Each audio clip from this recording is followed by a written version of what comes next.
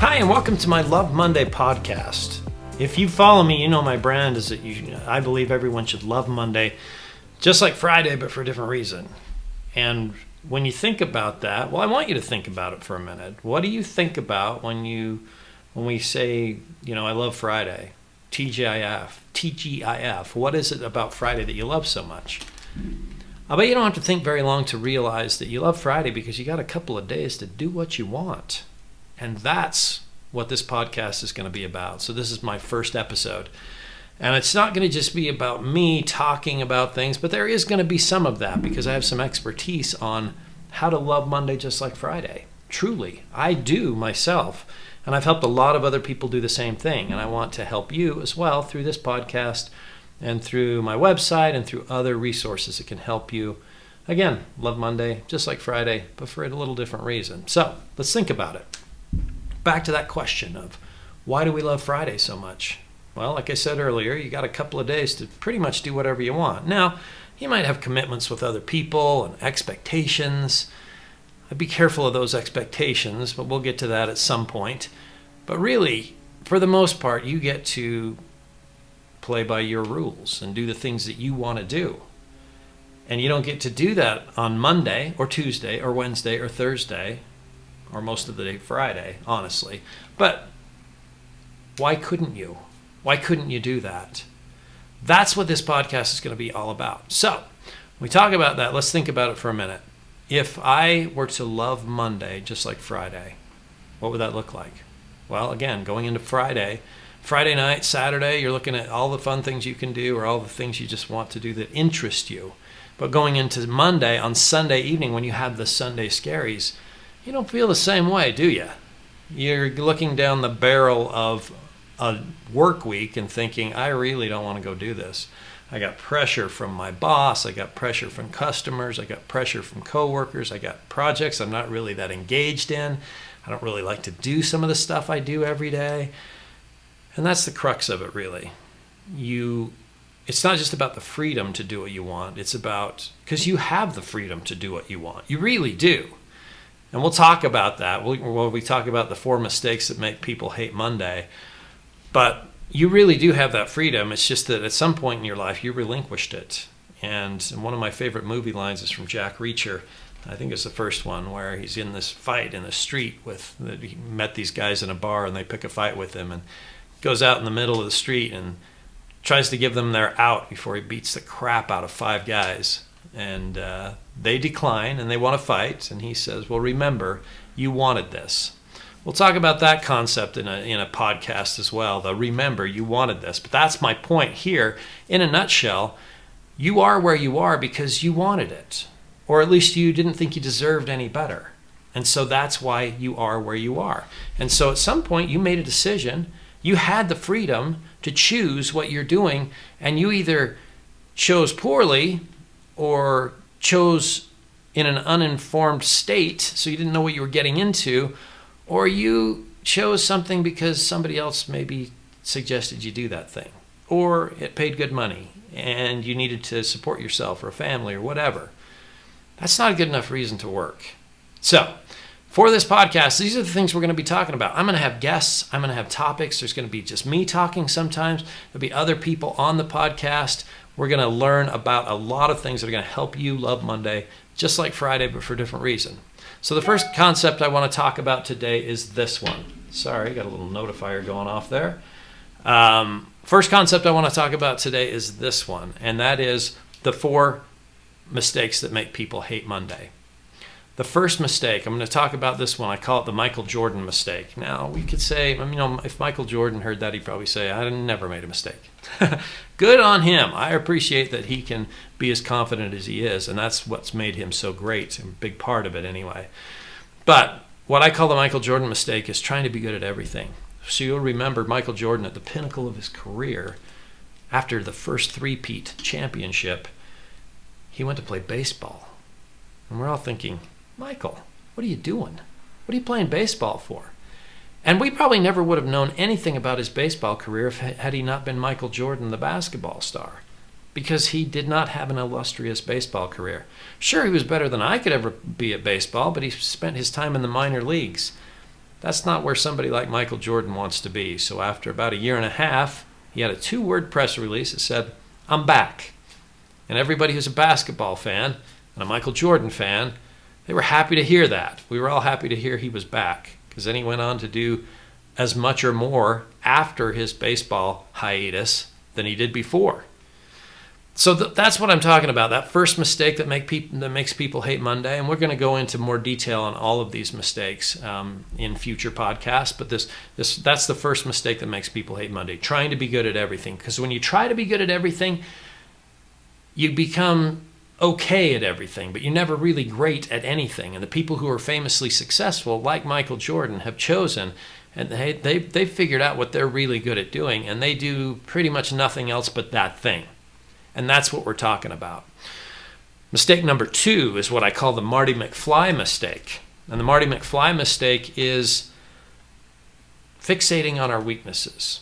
So if you remember the first movie, the original Back to the Future movie, there's a memorable moment, at least it's memorable to me.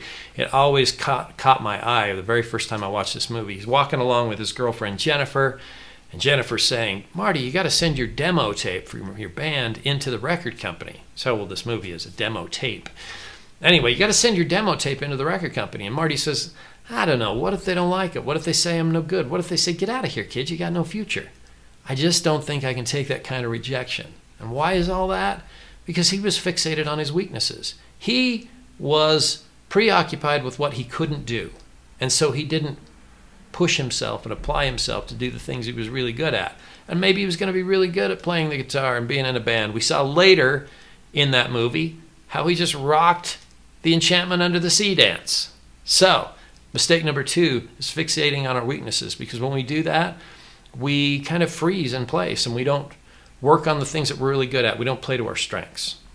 Mistake number 3 is what I call the Bruce Jenner mistake. Now, if you read my book, A Passion for Monday, I don't have a copy right here, but if you read my book, A Passion for Monday, you see in that book that I called this the Caitlyn Jenner mistake, but it's really the Bruce Jenner mistake. And in a future revision and version of that book, A Passion for Monday, I'll revise this to call it the Bruce Jenner mistake, because this is from a quote from Caitlyn Jenner, where Caitlyn Jenner said, "I was Bruce Jenner for 65 years. And I was miserable." How often do we do that with our careers? Now, I don't want to trivialize what Bruce Jenner and Caitlyn Jenner have gone through, but I'm making that comparison because we do the same sort of thing in our careers. We do something for a very long time and we're miserable. And this is another reason, the third mistake we make that makes us hate Monday, to try to be something we're not, or someone we're not. Typically try to be something we're not, like occupationally. We take advice from a parent or a trusted advisor, and they say, "You ought to go do this thing." And so we think, "Oh, okay, I haven't really thought about what I want to do for a career, so that seems good. I'll go try that." And 20 years later, you're still trying that thing, and you're still doing it, and you're still hating Monday. You're having the Sunday scaries and dreading Monday every Sunday night. Incidentally, did you know that 70% of people hate Monday? And that's a staggering figure. Now, I've done a few little kind of informal surveys out on social media, and I've asked, when do you start dreading Monday? When does Monday arrive for you psychologically?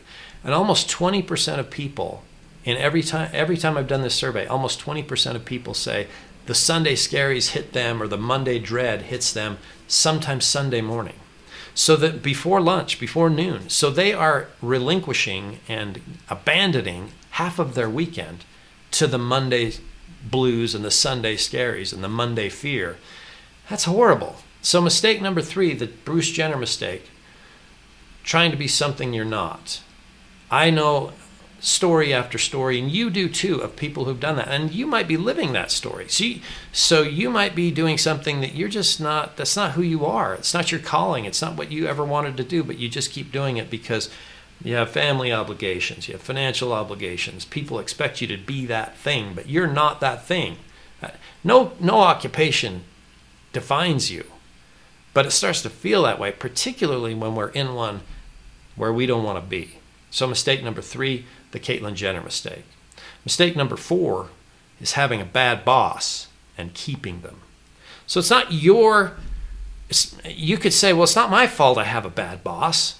My boss is my boss. This is my job. I can't choose who my boss is. Well, not true. You really can. That's why I call this mistake number 4, having a bad boss and keeping them. Because if you have a bad boss, you absolutely can choose to get a better boss. And we'll probably have multiple episodes about how to change your boss. But that's mistake number 4, having a bad boss and keeping them. Because again, you wanted this. At some level, you're saying, well, I don't deserve better. I'm afraid to go do something different. I'm afraid to fire my boss and get a new one.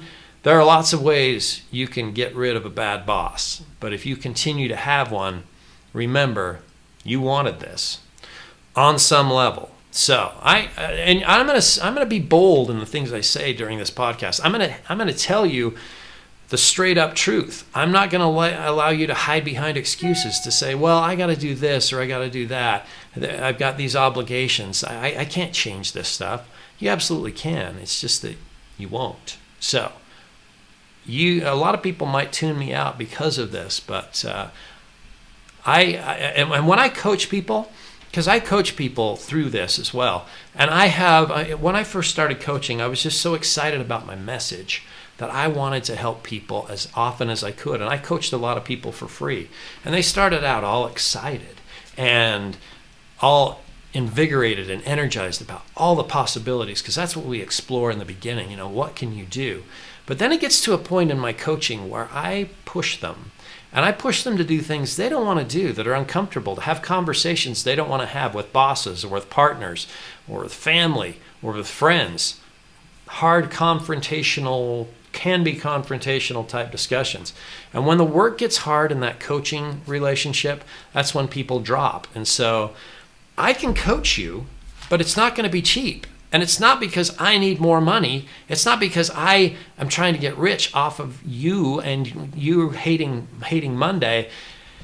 When I charge people, it's going to be significant enough that they are going to be committed to themselves. It's a commitment fee, not to me, but to you. So this is one of those things. When I'm coaching someone, like I say, if it's too cheap, then they get to the hard part and they're like, yeah, I don't want to do this anymore. I'm not paying for it, so I got nothing to lose. So what happens if you want coaching with me, it won't be cheap.